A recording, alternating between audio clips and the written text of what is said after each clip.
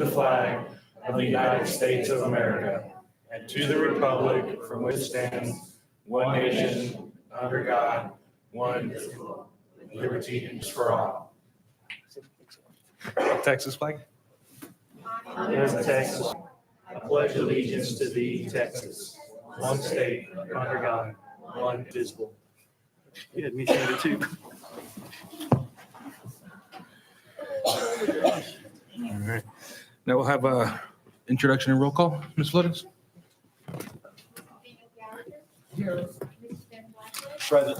Ms. Anna Harding. Here. Mr. Jason Olson. Here. Mr. David Moore. Here. And not present, Mr. Alejandro Cruz Myers and Mr. Westbrook. All right, we'll start off with Superintendent Spotlight. Mr. Gallagher. Yes, President Montemayor and board members, at this time, I would like to invite our principal for Prestwick STEM Academy, Ms. Gibson, up to the podium.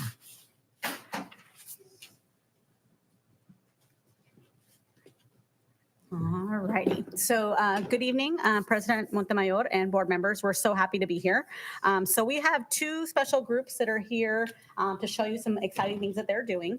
And so we, for the last couple of years, have offered VEX programs for our students.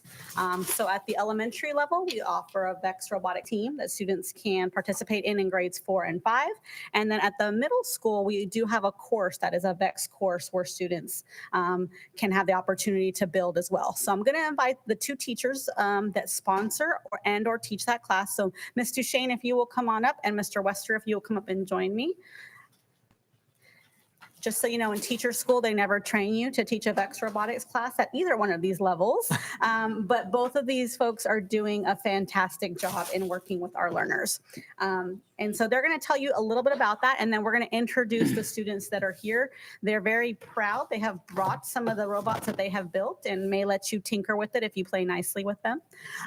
But we're super proud of all that they're doing here. And so I will let the teachers introduce themselves and talk about that, and then they can pull their students up here to be able to introduce as well. So thank you for having us. We're proud to be able to be here tonight.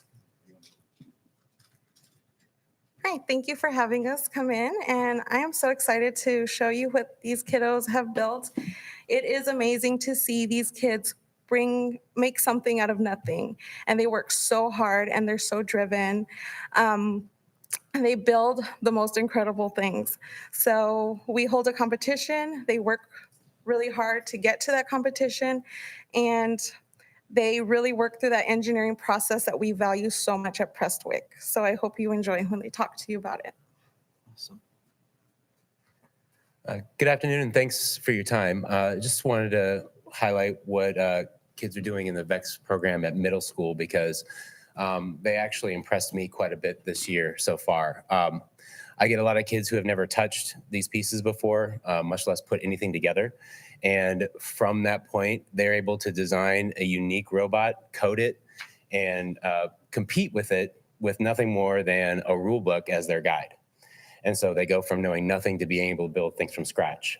They're highly proud of their robots, and they hate it when I tell them it's time to take them apart.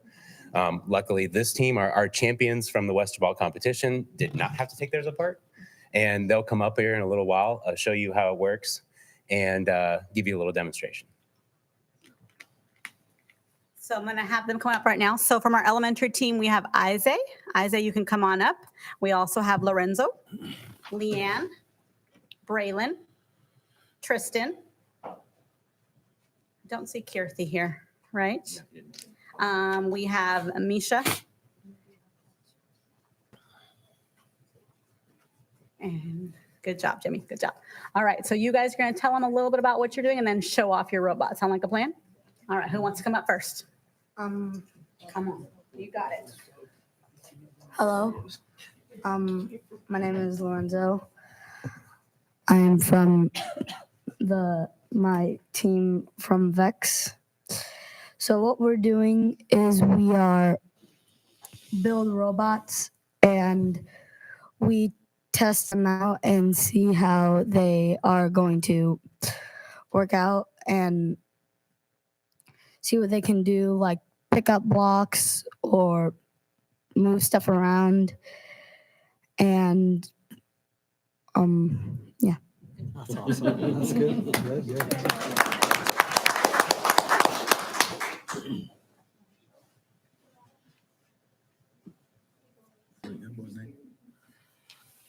To me, Vex is a really cool program, and it's very hands-on. You get to build robots and design your robots so you can really show your creativity.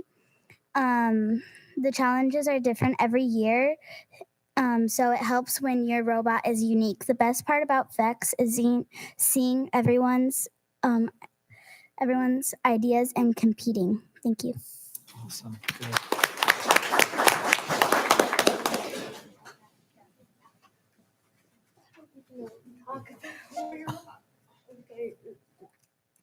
This is our robot. It's called the Terminator. We named it after a movie because we really like the movie.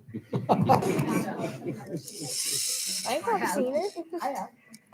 Terminator.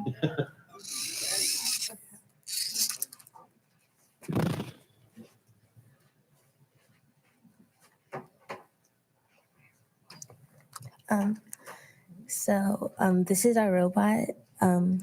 It's been very fun building it. While I was building, it was a good example on ways to learn about teamwork and persistence. I had a really fun time building this with my friends, and so yeah, I hear. That's awesome.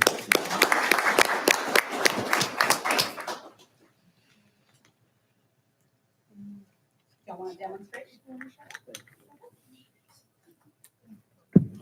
So, yeah. She's going to show you what it can do. Feel free to come around if you'd like.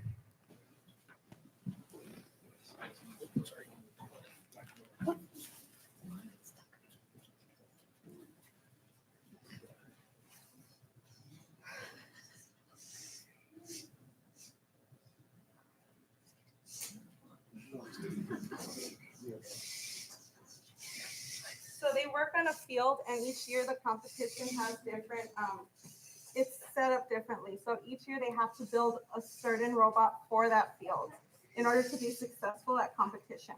So our competition will be held on February the 8th, if you want to support these kiddos. Awesome.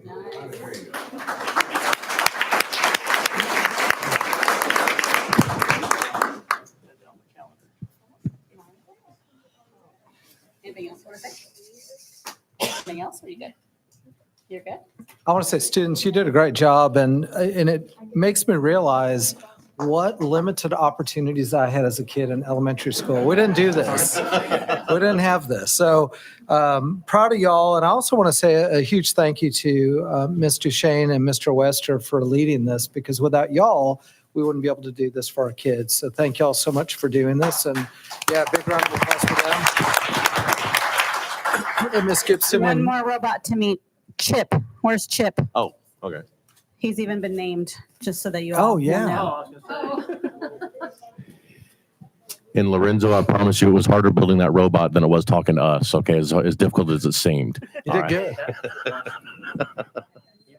All right, so thank you for letting me speak in this. So basically, Vex has been a really fun time. We got to learn about something that we didn't know about, and then we had to basically use what we learned to build our robot that we built and put it in some fun competition. Yeah, it was pretty much a lot of fun and something that you wouldn't, like, I never knew that this existed, and it's just something new to me. I also like Vex a lot, but it's not only because it was fun, because I learned a lot of things. I learned how to build, I learned how to screw things, I learned how to have fun while building, and I learned how to program. So in my group, I was lead programmer, so I had to program the robot. And using a little bit of Mr. Wester's help, we were able to program the robot, and we're going to show you a tour of it driving in the middle. So does Chip stand for anything? No. It was just the first robot we made. We called it that. So. It was just a random name that we chose. California Highway Patrol. Yeah. Poncha John. That's right.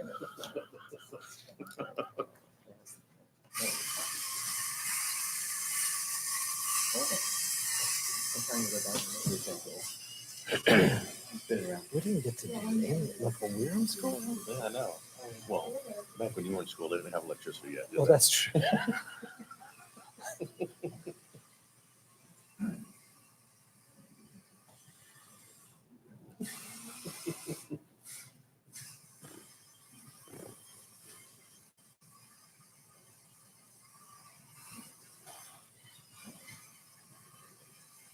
He's out at the rifle range.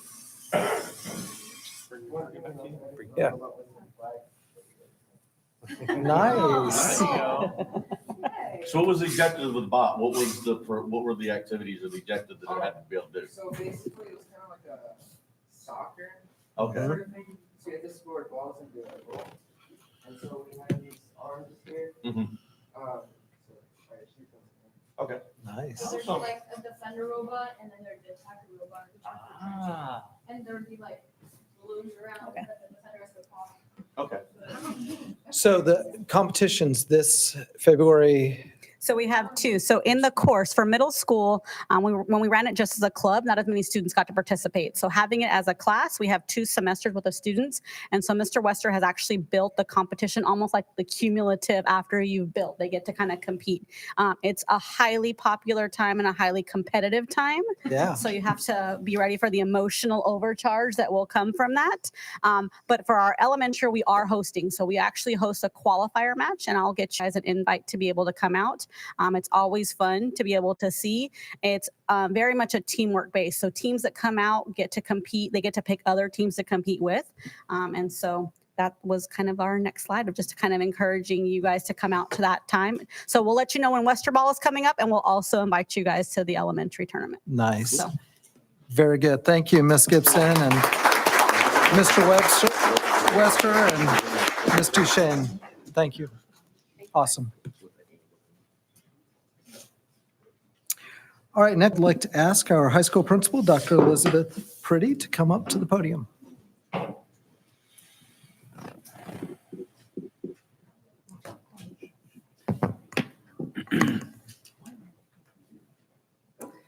Thank you, Board President, Little Elm ISD School Board, and Mr. Gallagher for this opportunity to present Students of the Month from Little Elm High School for January.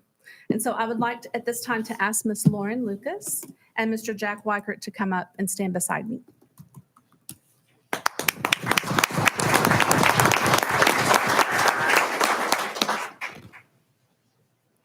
First, I would like to recognize Jack Weichert. He is a junior at Little Elm High School. Jack is an outstanding student, and he has challenged himself with upper-level courses throughout his high school career. He is currently taking 5 advanced placement courses, including statistics, psychology, physics 1, U.S. history, and English 3.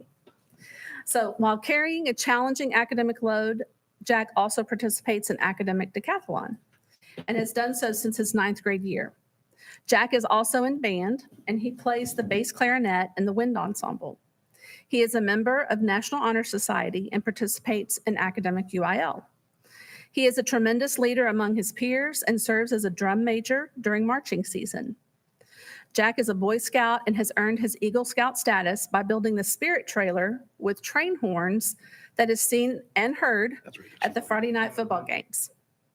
In his spare time, Jack volunteers regularly with the Parks Department and the local food bank. He is active in his church youth group and performs with his church's praise band. Jack has made many positive impressions on his teachers who offered these accolades. From Mr. Frank Felice, our band director. Jack is one of the hardest working students in the Little Elm High School band.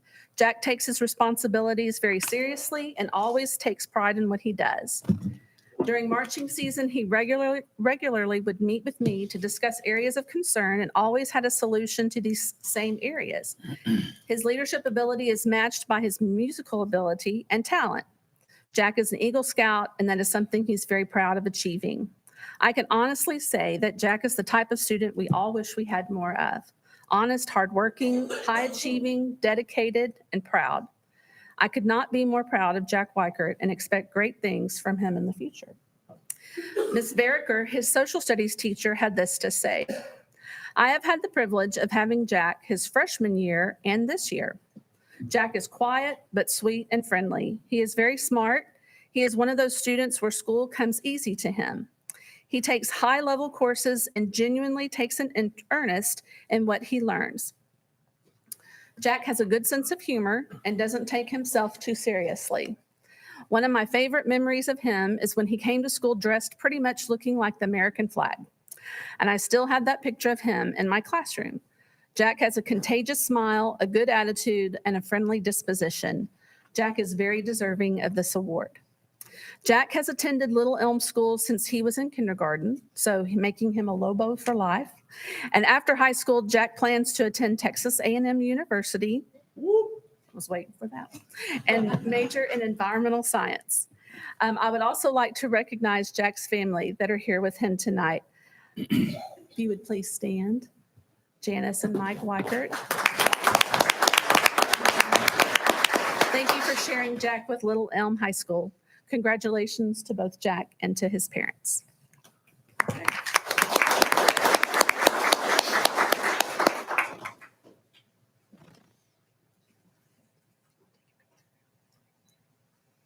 she'll take a picture in just a second. Okay. All right, next. Next, I would like to recognize Miss Lauren Lucas. Lauren is a senior at Little Elm High School and a Lobo for life, having attended Little Elm School since kindergarten. Lauren is an outstanding student and has challenged herself over her 4 years at Little Elm by taking pre-AP, AP, and on-ramps courses. I did my homework. I was looking at y'all stuff. She excels in the classroom and maintains a high GPA. She's a member of our National Honor Society, and she previously has earned the LEAD Award for maintaining a 95 average or higher in all classes for 9th, 10th, and 11th grades. Outside the classroom, Lauren is an accomplished athlete. She excels at volleyball and softball and has earned numerous recognitions as a scholar athlete. In volleyball, she earned honorable mention, all district her junior year, and as a senior, she was recently named to the all-state academic team, for which I have a certificate to present to you tonight. In softball, Lauren was the district pitcher of the year and named to the all-state softball team. As a sophomore, Lauren earned district offensive player of the year, and as a junior, she was the district co-MVP and again earned a place on the all-state team. While excelling on the mound, Lauren maintained excellence in the classroom as well, and she earned academic all-district honors in 9th, 10th, and 11th grade. Lauren is a leader among her teammates and coaches. She has served as team captain in volleyball for both her junior and senior year, and she has also served as team captain her sophomore year, since sophomore, junior, and senior year for softball.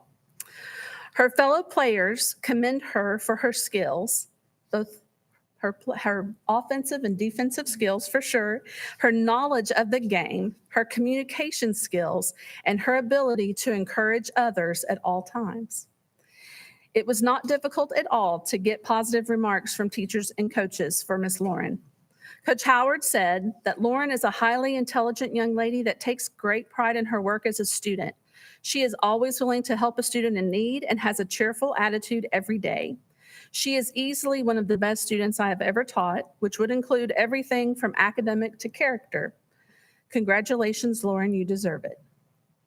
From Miss Holly Henry, she said this about Lauren: I could not think of a better choice for Student of the Month. Lauren is truly talented at creating convincing arguments in business law. She can argue like none other. Is that true, Mama? Is that? Oh, yeah. And wins all of her cases in class. Her competitive spirit makes the class exciting and fun. After her professional softball career is over, I think.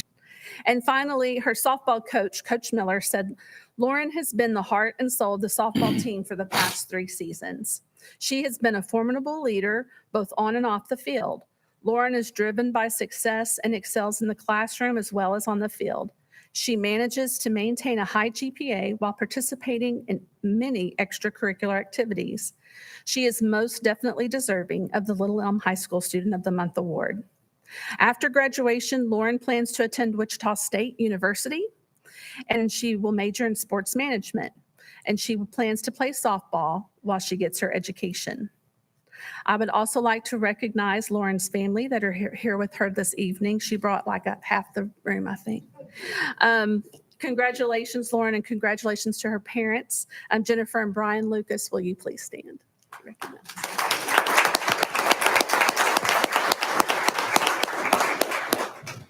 And I have two things for her. I have the award, but I also have the memorandum from Sam Tipton, Executive Girl, Texas Girls Association. It is with great pleasure that I am sending you the enclosed Athlete Achievement Certificate. These athletes have accomplished very special honors with our association, which our association recognizes each school year for our member coaches. Okay. So you have two.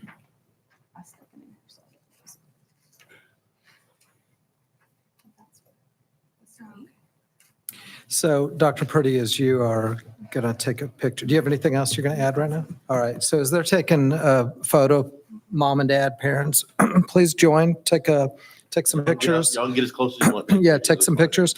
I do want to say, Dr. D, for your first board meeting of presenting Students of the Month, you could not have selected two better students. Jack, congratulations to you on especially being an Eagle Scout.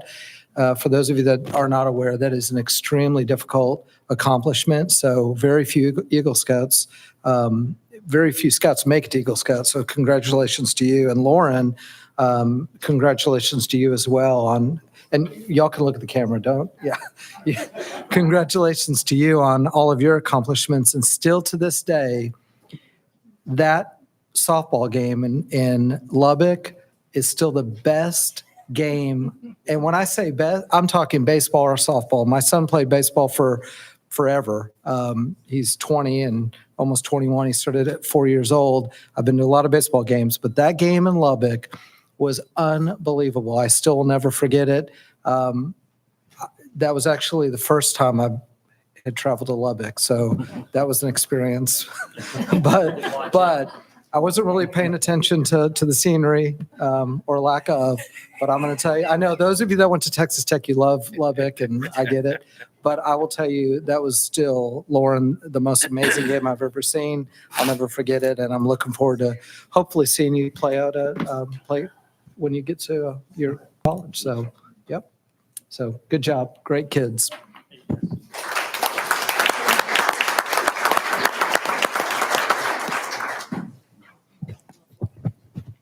No, Lubbock it's beautiful. It's got great sunsets and sunrises. Yes, it does have its own beauty. Great sunsets.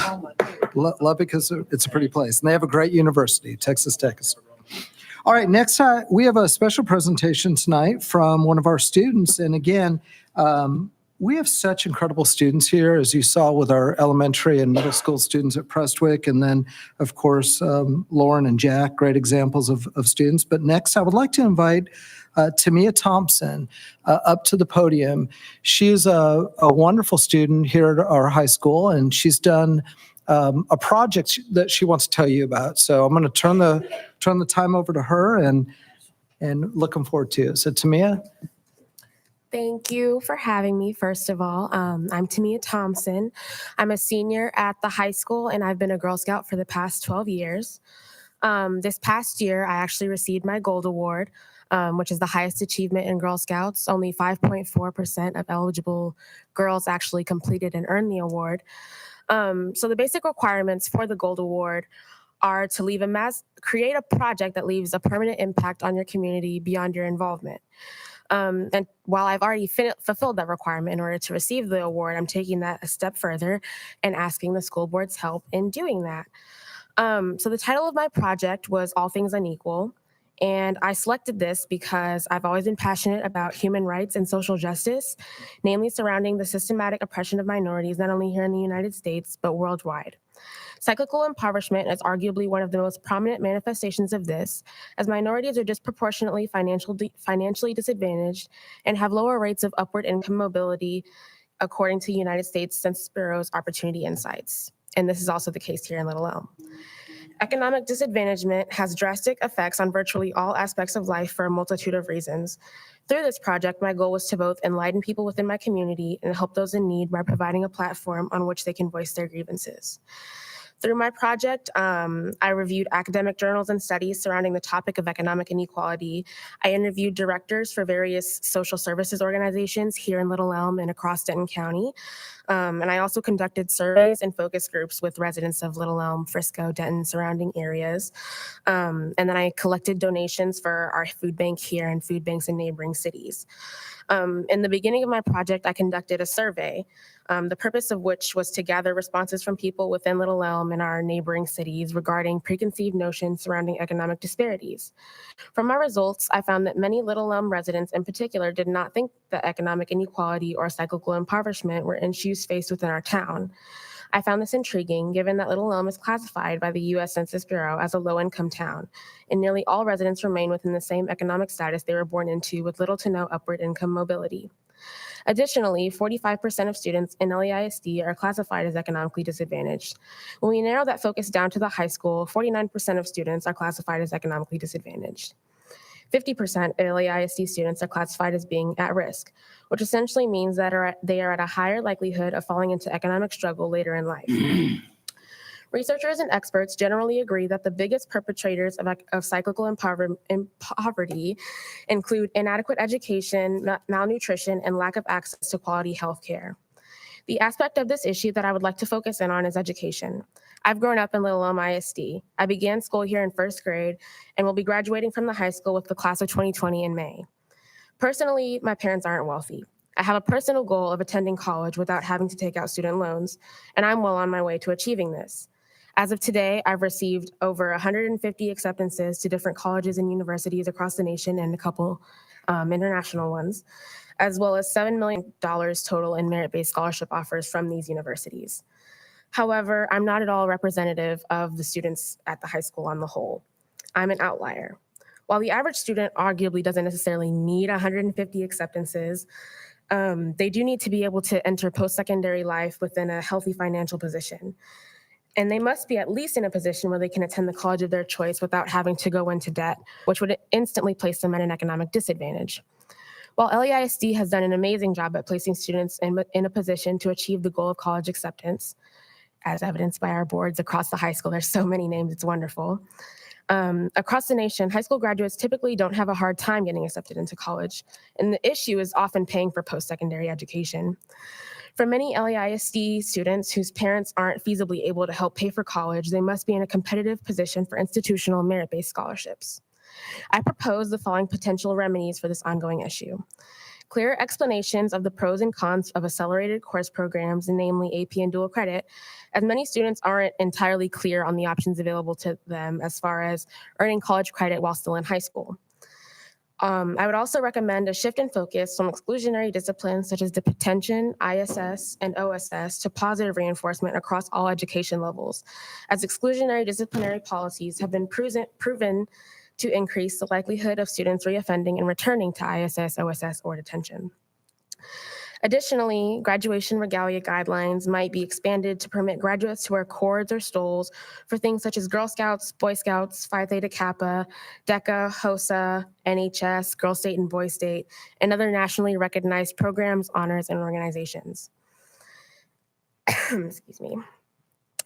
An overwhelming amount of parents and students, especially those who go routinely above and beyond in academics and extracurriculars, feel that students are not adequately recognized for their achievements throughout high school on the whole.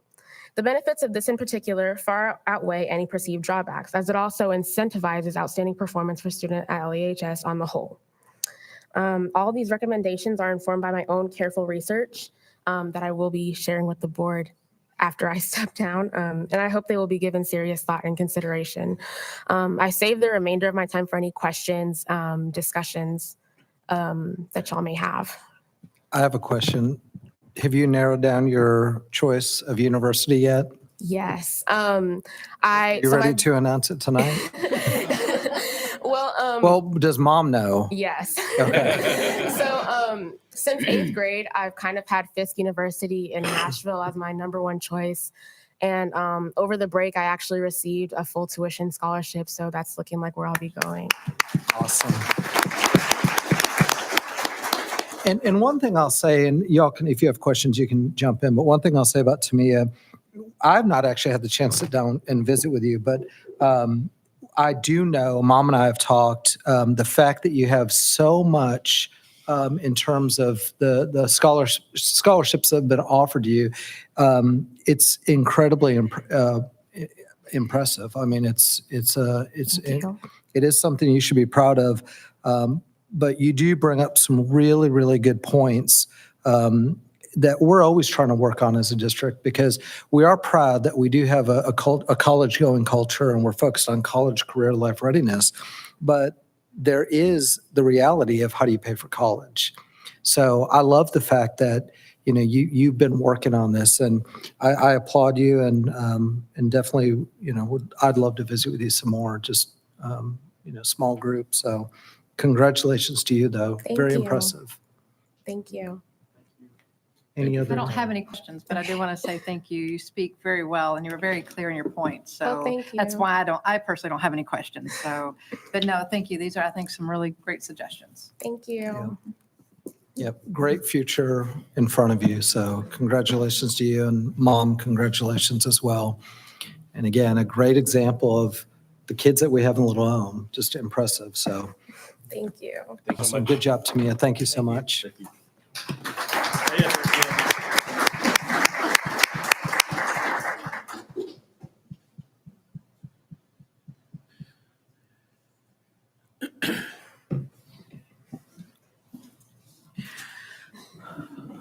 All right, thank you so much. All right, next, I really just want to take a minute to recognize the board.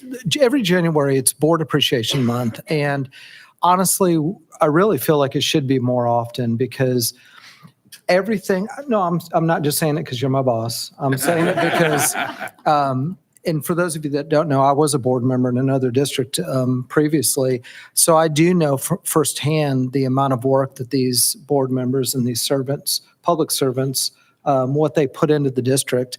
Everything that we've done as a district, everything for the last, I would say 6 years, but since I've been in this position for the last 3 years, we've accelerated things so much, and it's really because of the support of the board. And I really wish all of them could be here tonight. I know a couple were out there ill, not feeling well. One is out of town. But these board members put in their own time but they don't get paid for this. They're passionate about this district, passionate about what you heard from these students, offering opportunities for these students so they can excel, so they can reach the next level and reach their dreams and reach their goals. So without these board members, we would not be able to do what we do for our kids. So I just want to say a thank you, huge thank you to each one of them, and even those that are not here tonight, for everything that they've done for this district from the start. And I know this is a relatively young board. I think the longest serving member is Ms. Harding, 7 years.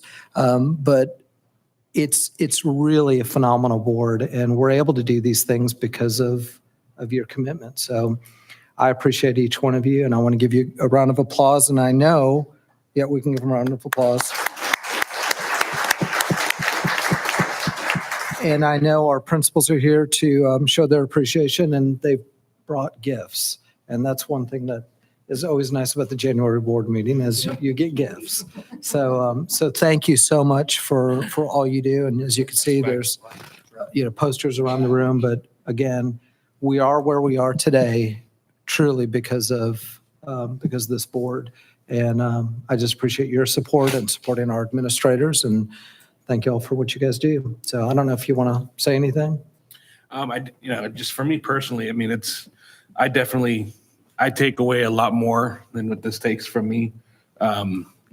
Tonight's, for example, I mean, the students for the months that we have, the growth that we see in the schools and the programs, the outcomes that we see from our college readiness and life preparedness programs. And it's, it all comes through, the efforts of you and the great leadership team. And it just really, I've said before that the best thing we can do is just kind of set on a path and then get out of the way.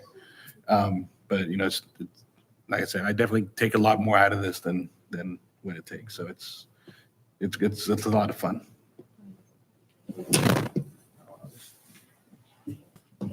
Echo David's thoughts. Also, thank you to staff. You make us look really good. So everything you've done, from Daniel on down to all the teachers, custodians, everything, the staff in this district are just awesome. They do a tremendous job, and it makes our job up here as board members much easier, to be able to support you when we know that, everything's going right towards the kids and they're the main priority.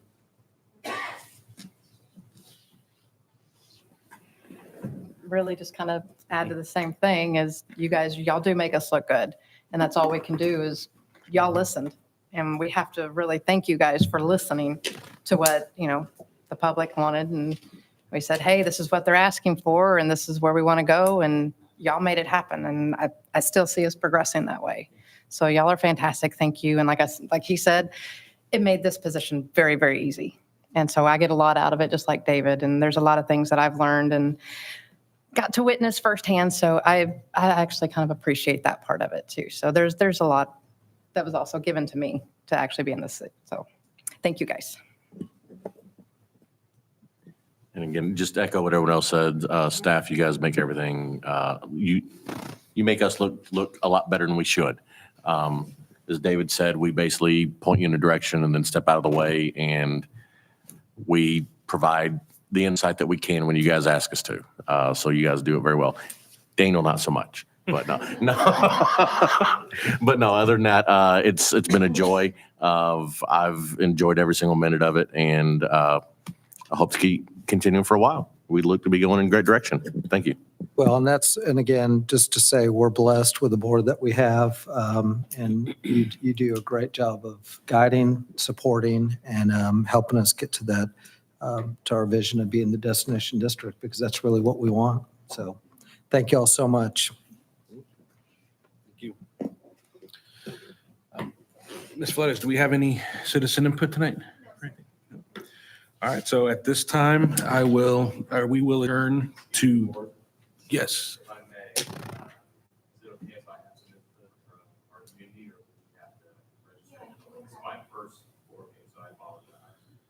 Can we just have them fill out a form? Or if, just have them talk and then fill out the form after? Yeah. Just come on up. Just go ahead and read the thing though, so he knows. Yep. Then he has to state his name, address, and then how his time limit. State your name and address And then and the reason. And 3 minutes. 3 minutes. Yes, sir. Thank you. So my name is John Rushing. I live at 1601 Canals Drive. It's the Valencia on the Lake community. And thank you, board, for allowing me to speak, especially since I didn't fill out the paperwork yet.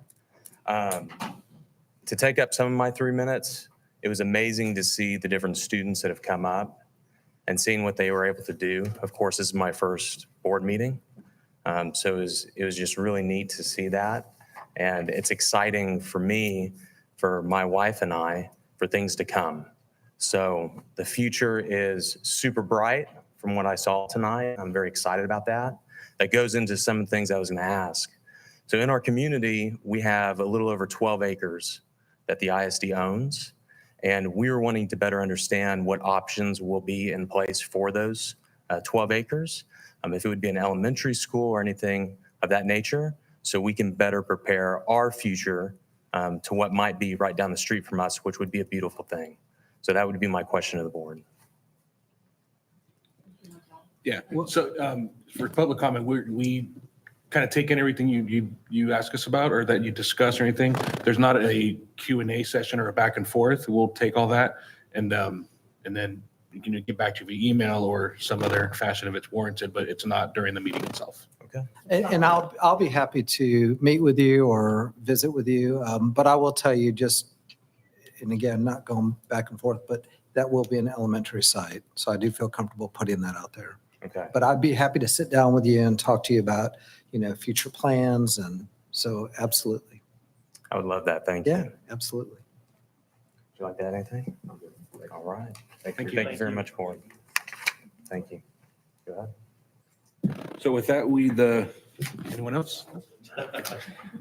So the board will recess in a closed meeting, and PL1 is permitted by Texas Open Meetings Act, Code Subchapter 551.072 and 551.074. The board and superintendent will discuss personnel matters and land matters at 7:16 PM.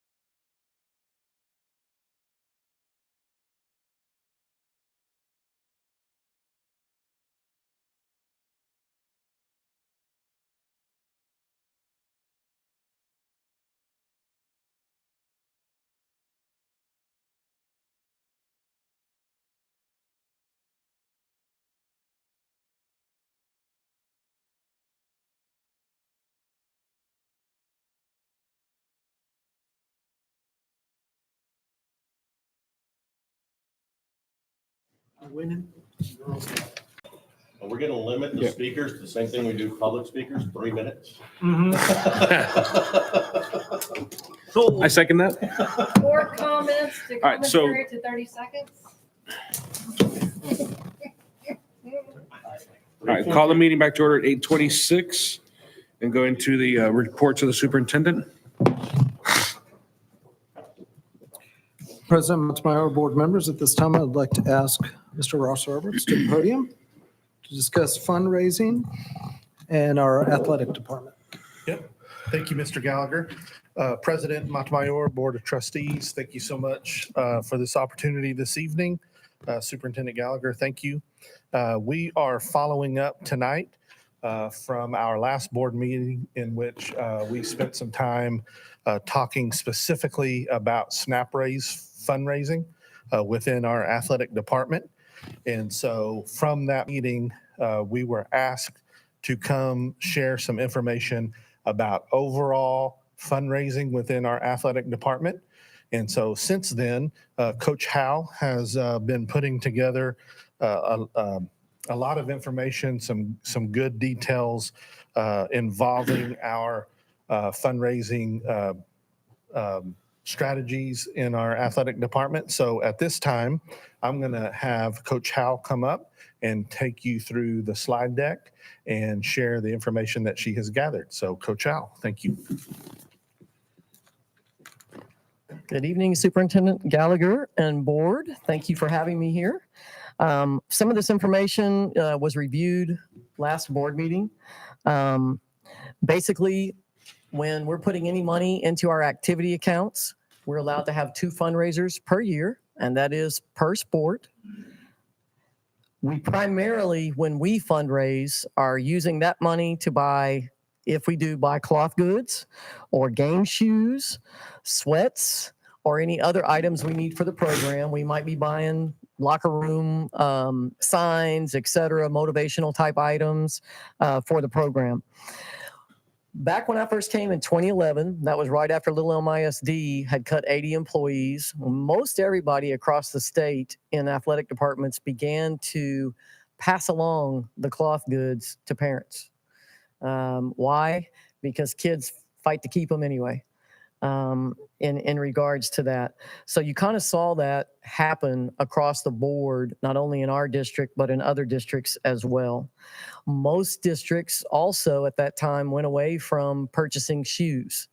There are a lot, though, that have come back full circle that are providing cloth goods and are providing shoes for their varsity. Nobody buys shoes for sub-varsity, to be clear on that.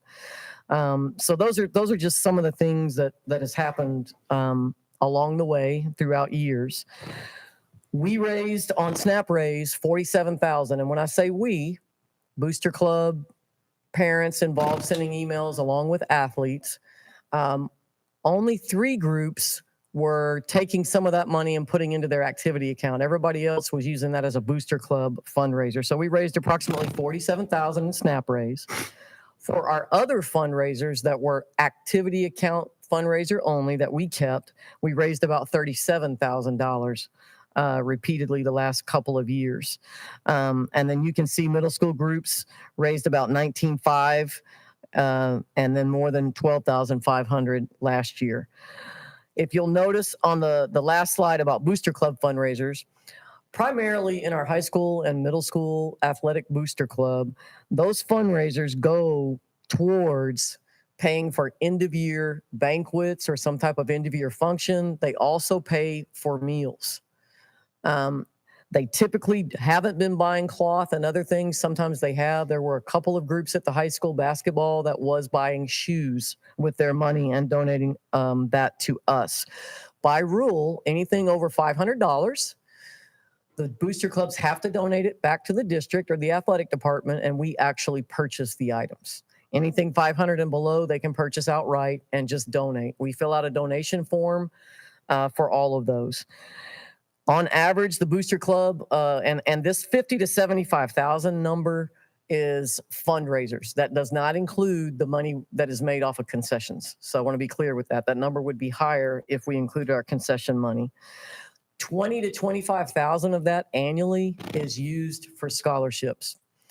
Sub clubs used to give scholarships. We changed that last year, and we've gone to a model where sub clubs only have to be responsible for meals and banquets. And now those two fundraisers are going to cover those scholarships across the board. All of our spirit wear that is sold is going towards those scholarships as well. Y'all have any questions? I do have a quick question for you on the scholarships. So that money that's raised and used for scholarships, that goes to students, obviously, who are in athletics in one of our athletic programs, correct? Athlete, trainer, manager. Okay, cool. Thank you very much. That's it. Thank you. All right. Thank you. Thank you, Ms. Howell. All right, Mr. Clay Walker, you're up next.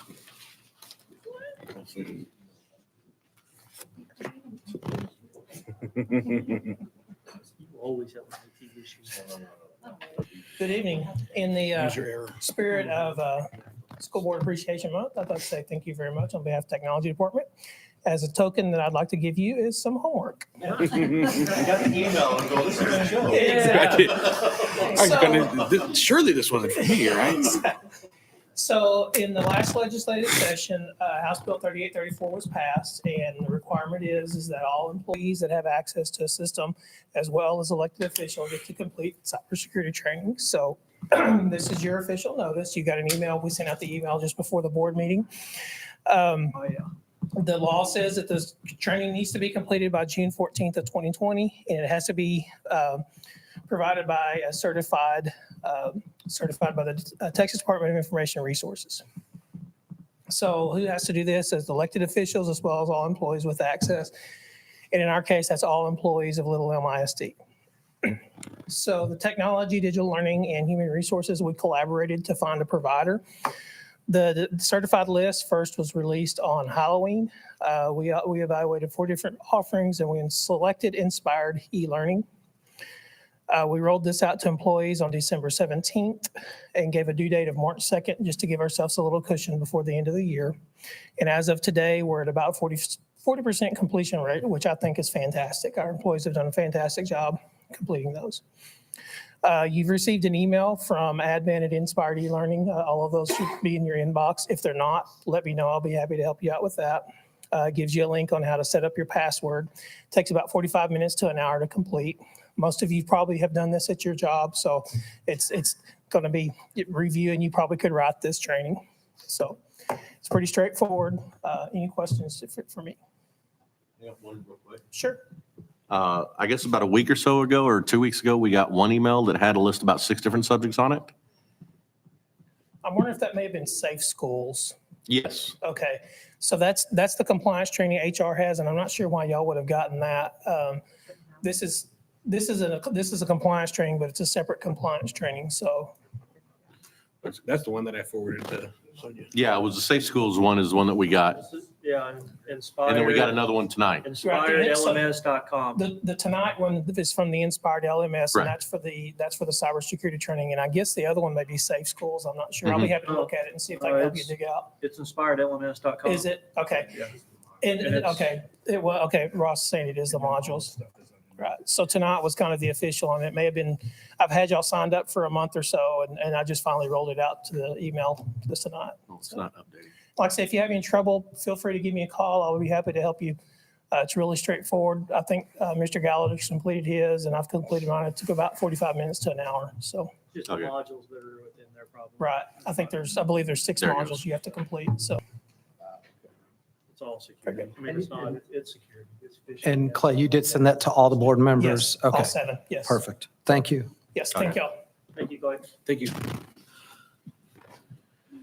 All right, at this time, I'd like to ask Yamila Quintero to come up and talk about our family involvement program and just give an update.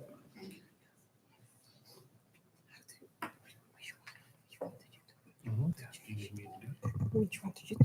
Okay. Okay. Okay.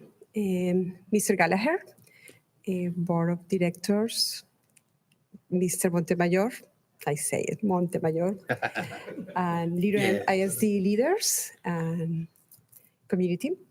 Thank you so much for allowing me to come and talk about how we are supporting our families in the school district.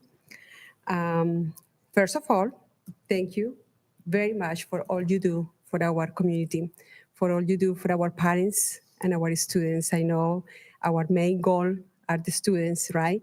But behind that is our parents as well. So thank you for all you do. Thank you.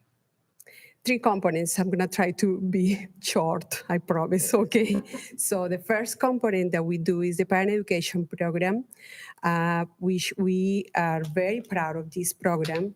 This past semester, we had a total of 10 sessions that were offered at the 6th grade center and Brent Elementary. We have between 26 and 40 parents attending the program. Between 13 to 34 children were served in childcare during the program. And between 7 and 16 students volunteered from high school, Lakeside Middle School, and Presswood were also involved in childcare. We have our childcare supervisor is Mr. Mosso, one of our dual language teachers in Oak Point. So we have a good program helping supporting our kids while the parents are learning. This picture is beautiful. It's the parents' graduation day that at the end of the 10th session, right before Thanksgiving break, the parents came all well, very proud of what they have achieved. They are empowered, is what they say. And they are so proud to show the certificate of participation of the program. They also brought some food. So that's a beautiful day of celebration. We do that every year before Thanksgiving break. We do that. So we have parents and kids and everybody involved.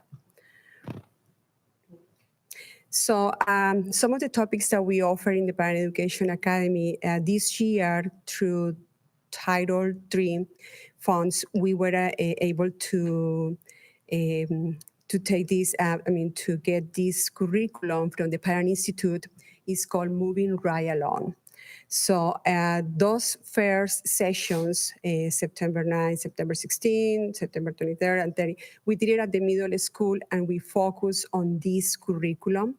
This curriculum, it was because of the evaluations that the parents were, the feedback from the parents, they were concerned about that transition time between elementary years to middle school years. So that's why we were looking, what would be the best curriculum to do it. And we got this curriculum. So that was very nice. And I think I'm going to do it next year again. He's helping kids through these years with the academic success and all the issues that they have, when they go into the middle school years. So, okay, that was in middle school. And then at Brent, we focused on, one of the sessions was to reinforce that relationship between fathers and daughters, actually. So that was a beautiful session we have that day.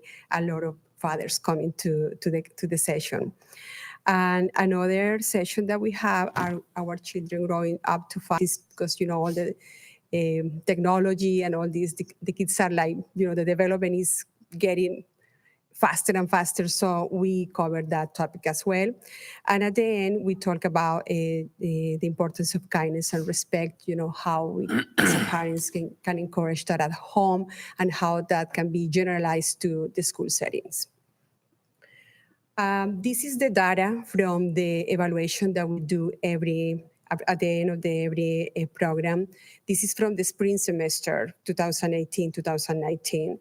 As you see, the program is grade excellent. 71 points excellent, 5 points for good. As you see, 0, 0, 0 for average, below average, and poor. That was for the spring semester.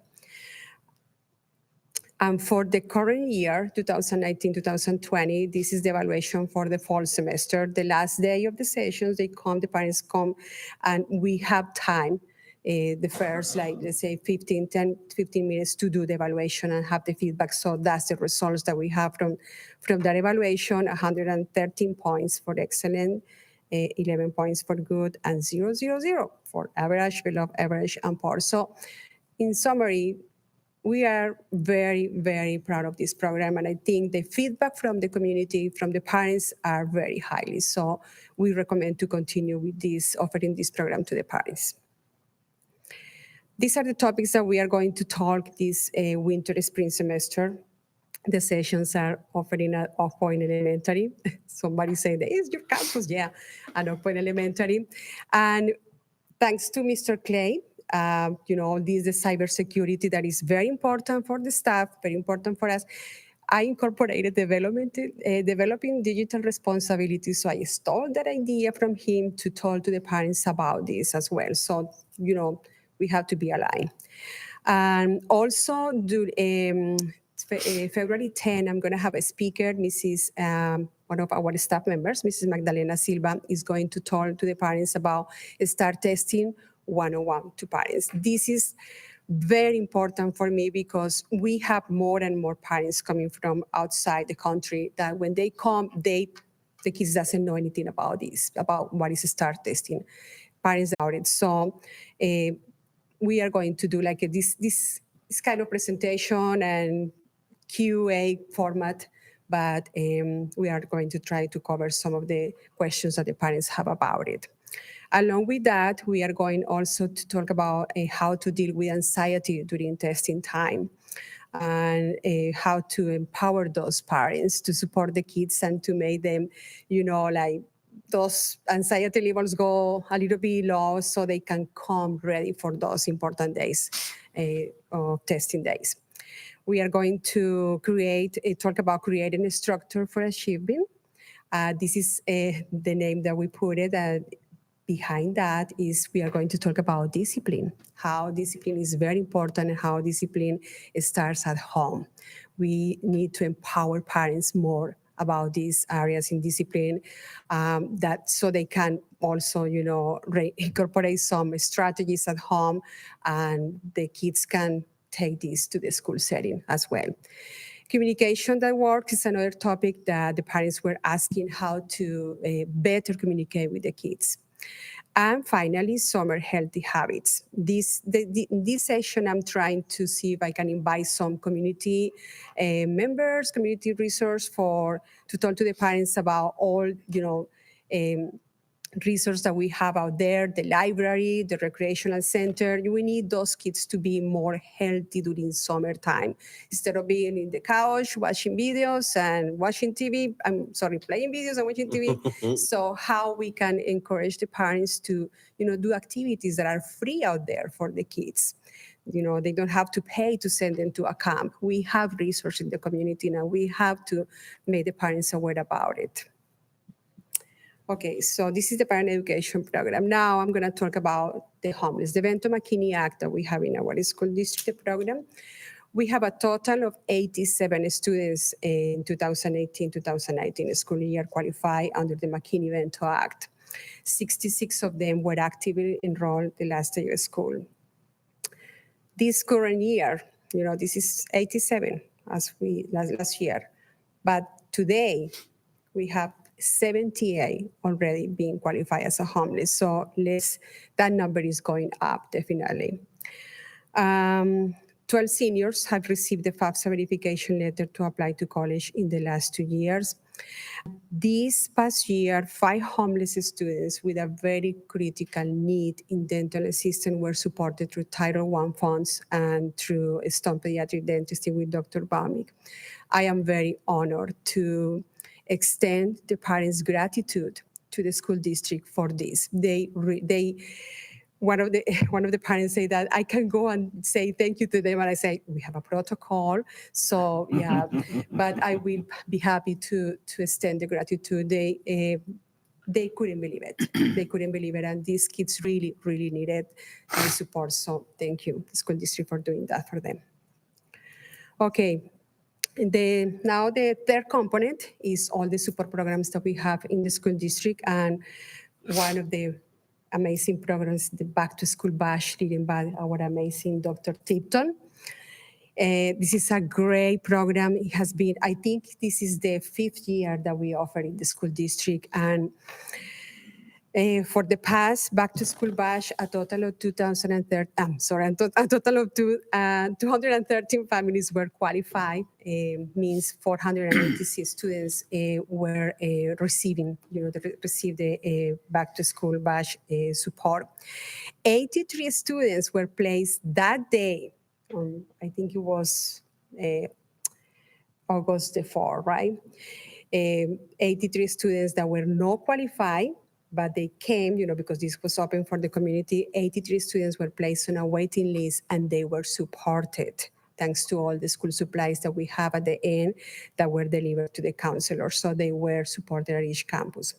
100 haircuts, 42 dental screening were offered as well, and 10 Kindle tablets were given, donated by Mrs. Fundraisers for the event. So this is it's a great program to support our students. Make sure that they come to school the first day with the backpack and with the school supplies. This is just great to see it. And Angel Tree program, that's the program that I'm very proud of too. In my 13 years here, I think we have supported at least 3,000 children. This past year, in December, we a total of 97 families were supported. That means 256 kids and between 0 to 19 years old. Okay. The support comes from amazing, kind people, our own staff from the school district, our own organizations like DECA, Student Council, Honors, Yearbook, Sports, and community partners. And community partners like the Wynwood Heaven, RTI, the Crossing Church, the Stone Bryant Church, Little Elm Firefighters Association, and the Stonebrook Pediatric Dentistry. But doesn't end there. Next, please. More community partners are we having lately supporting this program. We have this year the Oak Group Methodist Church, Shawin Trail Church of Christ, 17 MC Lone Star Chapter, DKG Frisco Chapter. We also have a helping hand from the Denton ISD from the co-drive that they do. And we have the Little Elm Police Department. Beyond the Bash is the name of the ladies that support some of our kids, and also Elevated Life Church. And I'm so sorry, I just noticed that I forgot to put love bags. They also support. This year we have about 70 students that they got rainy boots. So guess what? This is the rainy season. They were provided during Christmas time. So the next slide, you will see this beautiful collage of these amazing people that support our kids, that support our most needed families. And that's all I have for you. Thank you for everything. And if you have any question, please. I do, not a question. Immediately, I'll just say, and I don't want to speak for the board, but I'm going to say on behalf of all of us in Little Elm ISD, we truly appreciate you, your leadership, everything you do, from the Angel Tree, which we do have a lot of volunteers. The board comes that night, but your leadership there, from that to the parent academies, to just helping individual parents. We really, really appreciate you and everything that you do. And you just do such an amazing job for the district. And Thank you, Mr. Gallagher. You're Thank amazing. you. So we appreciate you. Thank you. I appreciate your words. And this is a passion, as you said, a passion to be there to support the community. This is a passion, and I thank you for the opportunity to do that, to serve. We appreciate you. Thank you.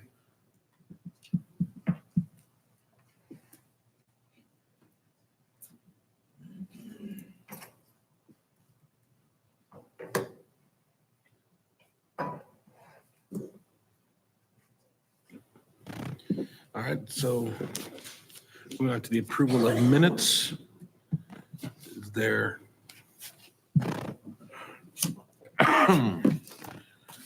So we received the minutes from the December 16th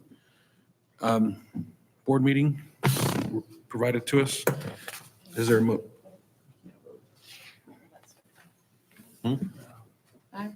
She's got to abstain because she wasn't there. That's fine, we're still gonna, They still got 3 though. That's still good. So- Yeah, I think we need 4, don't we? No, I guess we- the majority of those present. Present, okay. Yeah. Okay, so is there a motion to approve the minutes as provided? So moved. Is there a second? Second. Any questions or comments on Any this? other options? All right, all those in favor?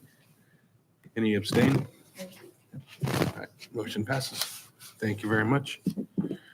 All right, now moving on to action items for tonight. We have the consideration of maximum class size exemptions, our class size waivers. Dr. T? Good evening, President Montemayor, Mr. Gallagher, and Board of Trustees. This is a class size waiver for Lakeview Elementary. Upon returning from winter break, Lakeview received over 14 students in the first 3 days. So based on that right there, we are requesting class size waivers for these 2 kindergarten classes. We're currently sitting at 23 students each. So the administration recommends approval to submit a class size waiver request to TEA as submitted. Is there a motion to approve? So moved. Is there a second? Second. Do we have questions for Dr. Teague about these waivers? What are the classroom sizes up to? Because you said 14 students, and we're asking for 2 waivers. Is it just, It's just for those 2 classes. but is it Everything- like 22 to 23, 22 to Everything 24? else is 22 or below. No, but I'm saying how many students will be in those 2 classes? In these 2 classes, there's 23. Okay, so it's just one Just extra one student? over- Okay, over just the one, that's what I was 23. asking. Okay. Yes. So it's 14 students at the campus, not in Gotcha. kindergarten per se. Okay. Okay. Any other questions? Are all those in favor? Any opposed? Nope. No problem. Motion passes. Thank you very much, Dr. Teague. And now you're up next again with the consideration of the stipend update for our middle school choir stipend. Yes, the board approved the district compensation plan on July 29th, 2019, and the stipend list did not include a stipend for a middle school choir. So the financial implications, we're asking for a middle school stipend for choir for $1,500. So for this first year, the 19-20 school year, it'll just be $1,500. And then next year, when the 2 campuses divide, it'll be $1,500 for each campus. So the administration recommends approval to add a middle school choir stipend as submitted. Is there a motion to approve? So moved. Is there a second? Second. Or any questions for Dr. Teague on this? And- I do. Oh, Oh, go ahead. I'll let you ask. no, you first. Go ahead. I was going to keep you. I'm just kidding. So the reason we did this is because there wasn't any traveling, but now they're going to be traveling between the schools. Is that what's going on? No, it's the after-school activities. Oh, that okay. Okay. that they participate in. The choir teacher at Lakeside is spending a lot of time after school doing those different, preparing for different UIL competitions. Thank Okay. you. So there is travel involved with the UIL competitions that they do. Yes. Okay. Because if I remember, that's why there wasn't one previously, but I think that changed. Because did we lose somebody? I don't know why we didn't have one. There never was one. There never was one. Okay. There was never a stipend for the middle school choir Oh, position. choir. So that's why this is No. coming. I Yeah, went band. that's okay. That's fine. That's all Okay, thank you. And this is, I answered my it own is question. similar to the same stipend for the theater teacher at the middle school. My question is actually about what she was asking. And Ross, you may be able to help on this one because this is a question I brought up when we talked stipends a few months ago when we had the schedule. At that point in time, and I apologize if this is off topic. Tell me to stop if I need to stop and present this later or ask this later. But at that point in time, on the stipends that were presented a couple months ago, the middle school band assistant band director, their stipend was actually more than the high school assistant band director. We'll come back to that one. This is on the, Okay. just on the conversation for the choir. Okay. Yeah, my question was. So my question was, so has this been provided to Grant as well, incorporated into kind of, I guess, an updated list for ongoing periods Yes, for budgeting and financing? yes. Okay. Any other questions? All right, all those in favor? All right, none opposed, motion passes. Thank you very much. And you get to stay up there again. Yes. We need to consider the administrative assistant position at the middle school for the principal and consider this full-time equivalent. So for the 2021 school year, an additional FTE will be needed for a middle school principal administrative assistant at Walker Middle School. And we are asking that for the preparation of opening Walker Middle School, that we add this FTE immediately. The financial part is approximately $38,000. So the administration recommends approval of an FTE for a principal administrative assistant for Strike Middle School. I apologize. That should be Walker Middle School as submitted. Okay, is there a motion to approve or a motion to consider this motion? As presented? As presented. Gotcha. So is there a motion to approve this as presented? So moved. Is there a second? Second. Questions? Oh, no, I'm sorry. I do have a question. The 38,000, is that just this year's half, or is this gonna, so is there That is- half of that this year and then that going forward, or? Yes. So 38,000 is the year salary for that position. Okay. So And- for this year. And if we it would manage be to half of hire that. someone soon, it'd be half that or whatever prorated amount that'd be between now and the end of the year? Yes. It should actually be, Yeah, it'd be prorated. it'd be prorated even more than that if it's an existing person moving over to that position, because it'd just be the difference in salary, correct? Yeah. So again, then my follow-up is, has this also been kind of incorporated into our budgeting and forecasting and everything? So this FTE will go into kind of any consideration of total FTEs going forward? Yes. In fact, Mr. Anderson's the one that asked me to present this to y'all. Any questions? Any other questions? No. All right, all those in favor? All right, motion passes. Thank you very much. All right, and consideration of our financial reports from Mr. Anderson. I thought we had the, oh, I'm ahead of myself. Good evening, Board of Trustees and Superintendent Gallagher. We have the November 2019 financials in your board packets. You can see that the financials, again, are submitted for the period ending November 2019.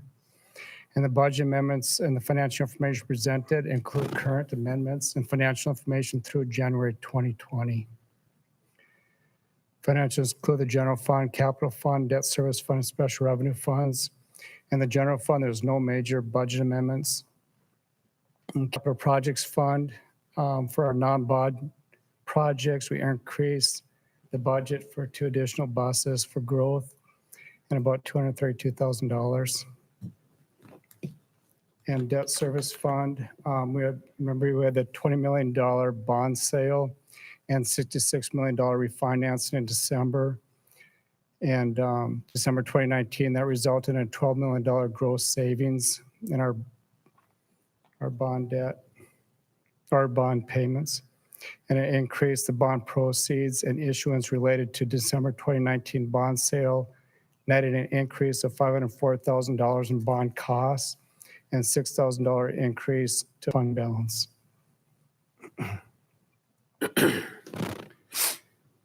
Other financial consideration is, of course, we're opening up the strike in Walker Middle School in 2021. And we've been estimating that cost about $1.8 million. And I think shortly here we'll be getting closer to actual budget for 2020-21. In the Texas 86th legislative session, we're familiar with that Texas school districts are still receiving guidance from the commissioner on HB3. And also we know the risk of financial sustainability at the state level will be a continued discussion of both local and state. And the ongoing preventive and deferred maintenance costs of buildings, the possible slowdown or decline in tax collection rate, and the approval of capital reimbursement resolution from the 2017 bond of up to $10 million. In our general fund financials on the post amendments, you can see there wasn't much change, just another $670 in estimated revenue, and we're still at 80% of our appropriations directly at the campus functions. You can see we start with $71.6 million appropriations. We're about $74 million after this amendment. Still have a balanced budget. And you can see our fund balance, our current $29.2 million budget. And the proposal, again, is a balanced budget, not moving our fund balance. Our capital outlay fund, we have that $20 million deposit coming to the bank in December for the sale. So now we're up to $195 million of the $235 million authorized that have been sold. And these are our bond projects. You can see our current budget, about $176 million. And we have 18.9 balance after the $176,000 budget, $176 million budget. And these are the projects that are pending that the board has approved, but the budget hasn't came to the board yet. And these are the projects out of the bond that have been completed. So about $14 million remaining of issued bond balance, which is net of the current budget. And these are the non-bond capital projects. And these are just an ongoing list of the approved and budgets or projects with some of the completed. And then we drop it off this list once it's been completed and you've seen the final year-to-date expenditures. About $16 million worth of projects currently underway with a $1.6 million balance to be completed. Our debt service fund, we're estimated about $6 million fund balance in our debt service. See our year-to-date realized actual revenue is $19 million. And our budget actual expenditures is $525,000. You can see that we're a little bit deficit on that bond, and that's a budget amendment coming to the board this month, which will increase the budget to cover that from the last bond issuance. The administration recommends approval of the November 2019 financial reports as submitted. Is there a motion to approve these financials as submitted? So moved. Is there a second? Second. Do we have any questions for Mr. Anderson? Nope. All right, all those in favor? Motion passes. Thank you very much. And then we also going to consider the Little Elm ISD interlocal summary report. Yes, there's one interlocal on the summary for Region 10 Education Service Center. And it's a Region 10 multi-regional purchasing co-op, organizes and administers the Child Nutrition Cooperative Purchasing and Commodity Processing Program for member contracting entities. And this is for child nutrition. The administration recommends approval of the Little Elm ISD interlocal summary report as submitted. Is there a motion to approve the interlocal summary report as submitted? So moved. Is there a second? Second. All those, are any questions from Mr. Anderson on that? All those in favor? Thank you very much. And now moving on to the Little Elm ISD expenditures over $50,000 summary report. On this month's $50,000 summary report, there are two items on here. Houghton Mifflin Harcourt, which is a one-time purchase for math literature books for elementary campuses in Little Elm ISD. And this is a charge of about $94,000 for curriculum instruction. And the second one is Rush Bus Center for operations, a one-time purchase of the two 47 passenger school buses for special populations and about $222,000. The administration recommends approval of the Little Elm ISD expenditures over $50,000 summary report as submitted. Is there a motion to approve? Mr. President, I'd suggest that we table this until after consent agenda because there's an item on consent agenda that is directly related to this that I have a question about. So do we pull the consent agenda item as well then? I'm not sure how we do that.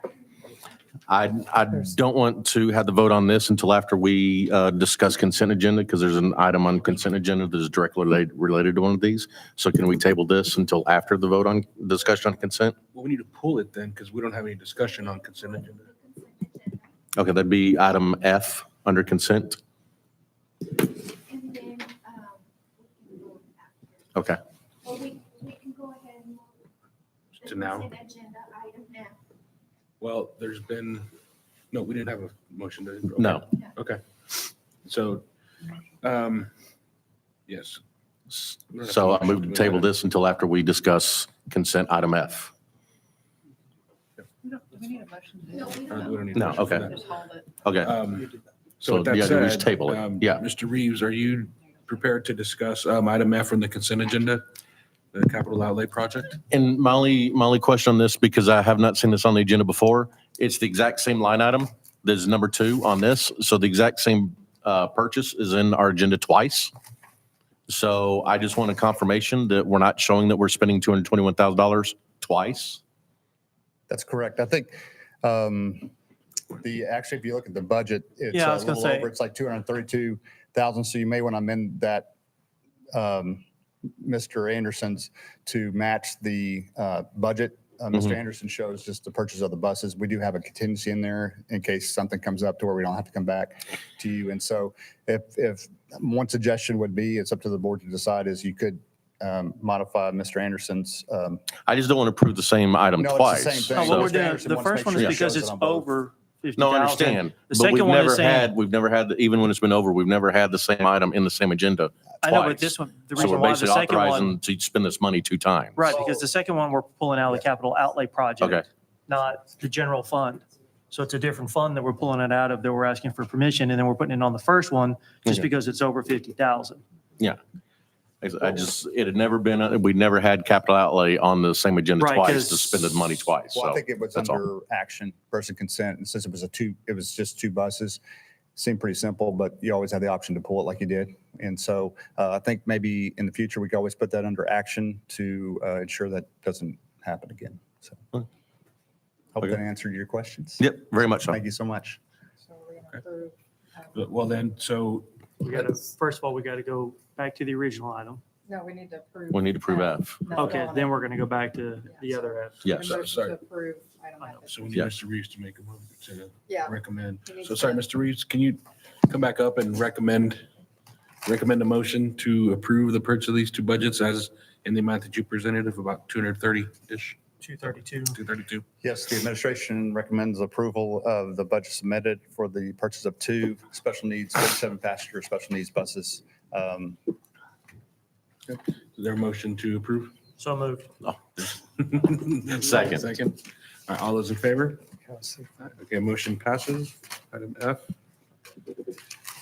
All right, so now, Make a motion to accept item 10F as submitted. is there a second? Second. All right, all those in favor?